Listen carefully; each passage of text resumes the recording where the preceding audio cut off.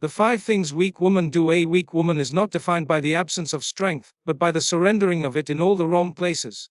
Weakness is not always loud. It can come quietly, dressed in the habit of pleasing others, cloaked in fear of rejection, wrapped in a constant need to be enough for people who never intended to value her in the first place. It is a slow erosion of self-worth, a compromise that chips away at the soul until she no longer recognizes her own reflection. A woman's strength is not measured by her ability to endure pain in silence or to tolerate disrespect with a forced smile. True strength is in knowing when to walk away, when to remain silent, and when to speak with conviction. But a weak woman does the opposite. She attaches herself to people and places that harm her, convincing herself that this is what love requires. She gives excuses to those who constantly let her down, interpreting manipulation as care and control as concern. She lowers her standards to keep someone around and loses herself trying to be what others want her to be. And in the end, she feels empty. Not because she lacks love, but because she has given it all to those who never deserved it. A weak woman lives in a cycle of seeking validation from the outside world. She dresses for others, speaks for approval, acts for attention. She molds herself into a version that is more acceptable, more likable, more palatable to society.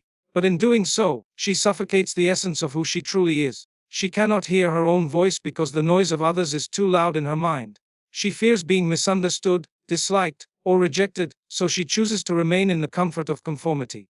But the cost of constantly being enough for everyone else is that she forgets how to be true to herself. She may spend her days scrolling through the lives of others, comparing herself to filtered faces and staged perfections. She measures her worth against what others post, not realizing that most of it is a highlight reel and not real life. This comparison traps her in a mindset of inadequacy.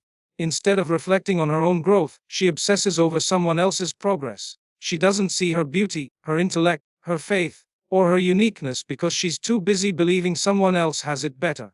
She competes without knowing what she's even racing for forgetting that her only competition should be with the person she was yesterday. She fears standing up for herself because she thinks silence will keep the peace. But there is no peace in pretending. There is no honor in swallowing your voice to avoid discomfort. A weak woman convinces herself that patience means tolerating abuse, and kindness means accepting mistreatment. She carries the burden of other people's behavior on her shoulders and blames herself for being treated unfairly. She excuses what should never be excused, hoping things will change if she just tries harder. But the truth is, trying harder in the wrong direction only leads further away from where you're meant to be. She may call this sacrifice, but it is actually surrender. Not the surrender to her Lord, which is honorable, but the surrender of her boundaries, her standards, her voice, and her values to those who never saw her light in the first place. She allows guilt to convince her to stay in toxic spaces. She listens to those who shame her for wanting better. She doubts her decisions and hesitates to grow because growth means discomfort. And a weak woman avoids discomfort at all costs. But growth requires breaking. It requires discomfort. It requires facing what you've spent years running from. She may find herself returning to situations she once escaped, not because they are better now, but because she fears the unknown more than she fears repeating the same pain. This fear paralyzes her. It whispers lies into her ears. You'll never find someone else. You're too difficult. You're not good enough.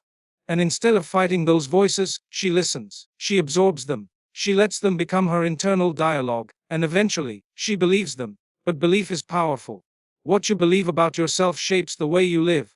A weak woman doesn't just feel powerless. She believes she is. And that belief is what keeps her from rising. She forgets that every strong woman once stood where she's standing now. Every voice that speaks courageously once trembled in fear. Every woman who sets boundaries once tolerated more than she should have. The difference isn't the pain. They all felt it. The difference is what they did with it. A weak woman remains in pain and calls it destiny. But your Creator never intended for you to live small, afraid, and silenced. You were created with honor, clothed in dignity, and placed on this earth to serve a purpose far greater than pleasing people. The more you forget who you are, the easier it is for others to define you. The more you ignore your pain, the more it becomes your prison. And the more you avoid the truth, the longer you delay your healing. It is not weak to cry. It is not weak to feel broken. But it is weak to let that brokenness define your life. A woman who lets every emotion dictate her worth, who lets every disappointment convince her she is unlovable, is a woman who has handed over the pen of her story to everyone but herself. Healing begins the moment you take that pen back and start writing again. not from a place of pain, but from a place of purpose. Strength is not the absence of hardship, it is the refusal to be destroyed by it. A strong woman doesn't always have it together, but she refuses to let failure convince her she is a failure. She refuses to let betrayal convince her she's not worthy of love, and she refuses to let her past dictate her future. But a weak woman lets her past become her identity. She wears it like a label. She lets it poison her outlook, ruin her relationships, and cloud her decisions. She allows what happened to her to become who she is. You are more than what you've been through. You are more than how they treated you. And you are certainly more than the weaknesses you've allowed to shape your life. But recognizing weakness is not an insult. It's the first step to transformation.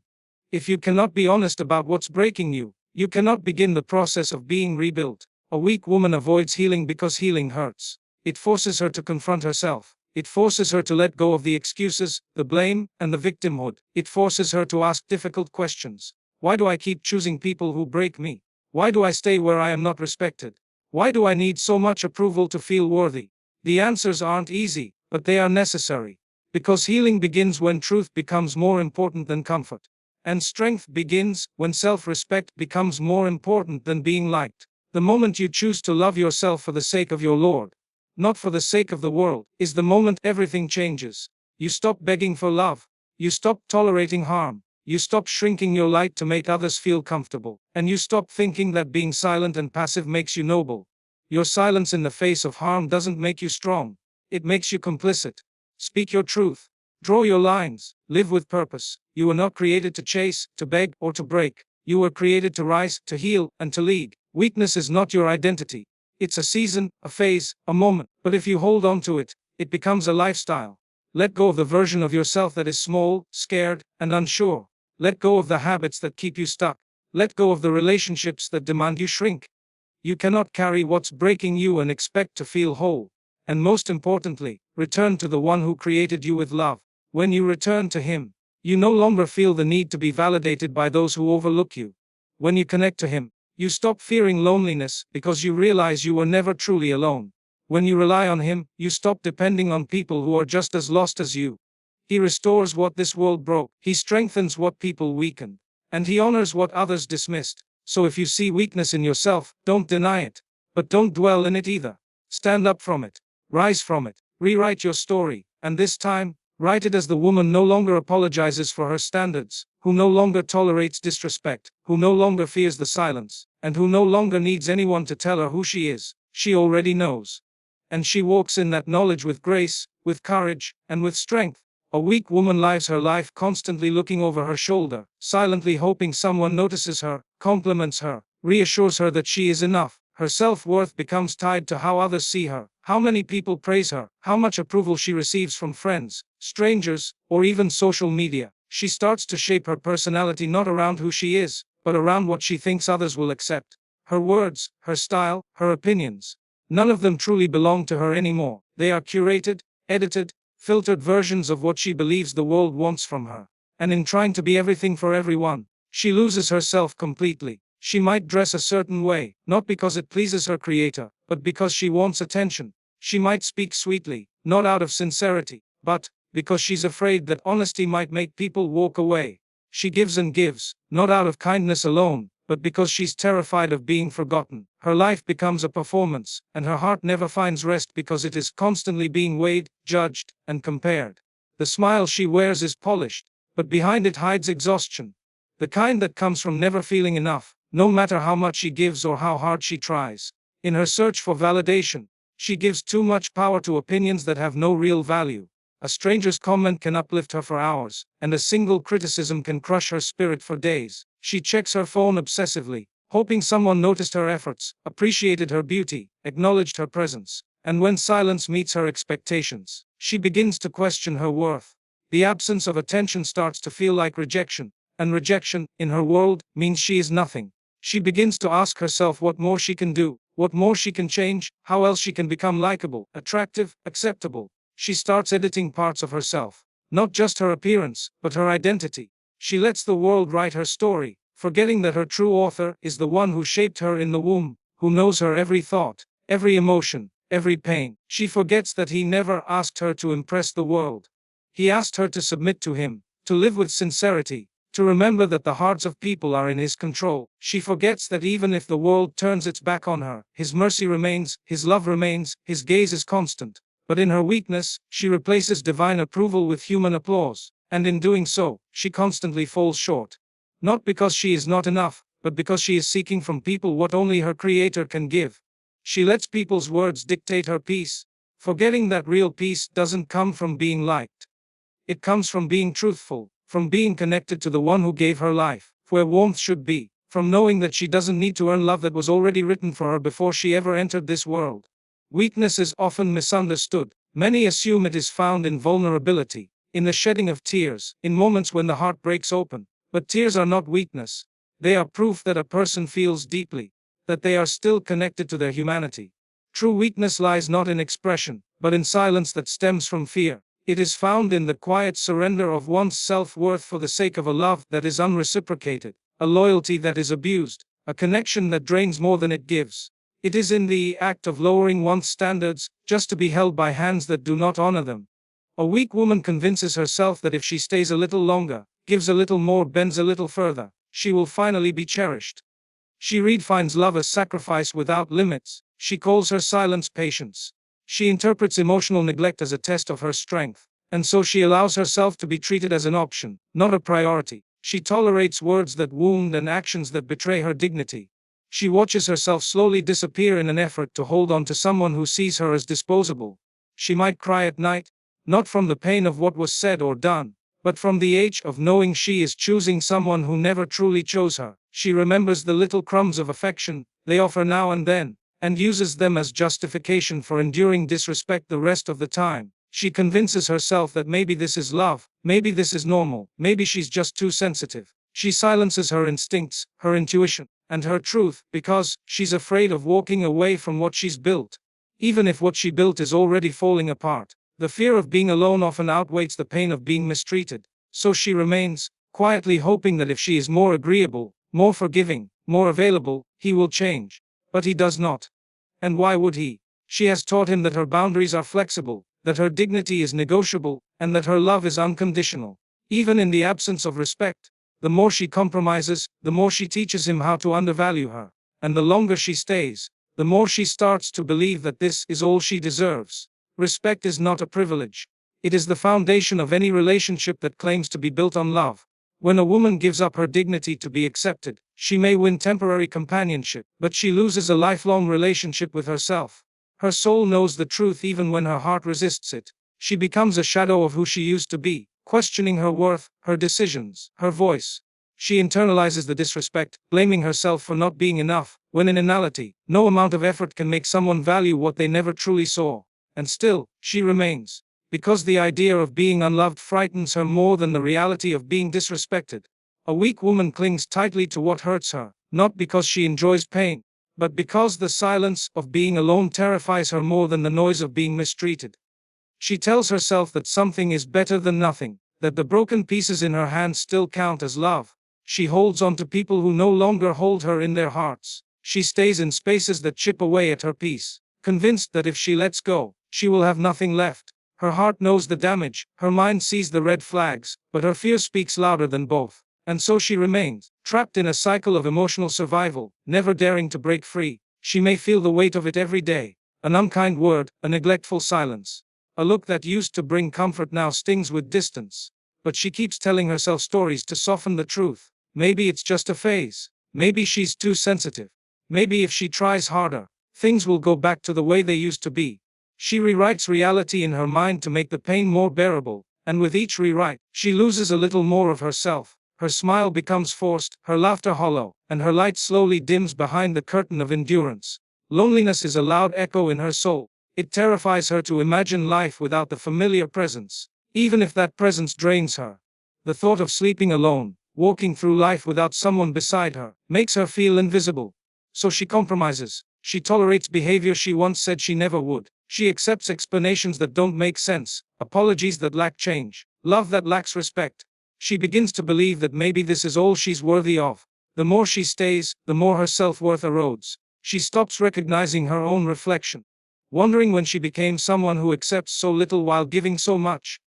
She fears being alone not because she is incapable, but because she's forgotten how to enjoy her own company. She's forgotten that solitude can be sacred, that being alone does not mean being unloved. In chasing connection, she abandoned the most important one, her connection with herself and her creator. She allowed her fear to become her guide, and fear never leads toward peace. It leads toward dependency, toward silence, toward exhaustion masked as loyalty. She begins to confuse pain with passion, and chaos with care, because her sense of love has been distorted by what she chose to keep accepting.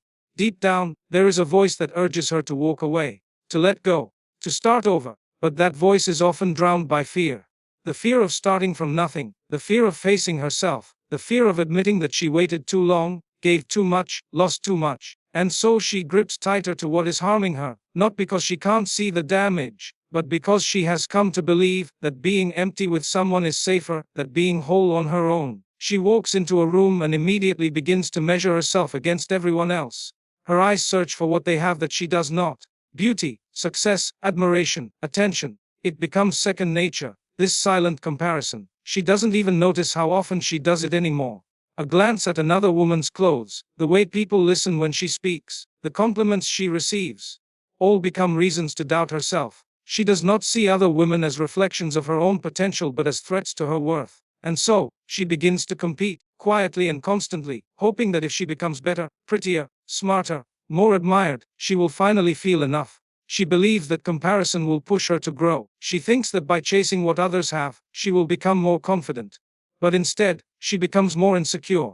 Because comparison doesn't lead to growth. It leads to dissatisfaction. It robs her of joy in her own journey. It blinds her to her blessings. What she once liked about herself now seems unworthy, because someone else does it differently. Her strengths start to feel small. Her beauty feels dull. Her accomplishments become invisible in her own eyes. She lives in a state of not quite there, not quite enough, always chasing a version of perfection that is based on someone else's reflection. She scrolls through curated images online and forgets they are not real life. She forgets that smiles can be staged and happiness filtered. Still, she absorbs it all and allows it to define her standards. When she sees another woman succeed, her first instinct is not celebration but self-critique. Why not me? What am I lacking? What am I doing wrong? And with every unanswered question, her emptiness grows. She does not understand that comparison will never lead to clarity. It only breeds confusion. It does not answer the question of who she is. It only distracts her from discovering it. In competing with others, she turns life into a race with no finish line. No matter how far she runs, someone will always seem ahead. There will always be someone more eloquent, more stylish, more recognized. And the more she compares, the more she disconnects from her own purpose. She loses sight of what matters, of what truly fulfills. Her days become filled with imitation, not inspiration.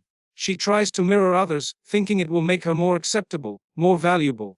But the more she tries to be someone else, the more distant she feels from herself. Her confidence becomes conditional. It rises when she feels superior and collapses the moment someone outshines her. This kind of confidence is fragile because it's built on external measurement, not internal truth. It is hollow. It fades. And with it, so does her peace. True confidence is not born from comparison. It's born from contentment.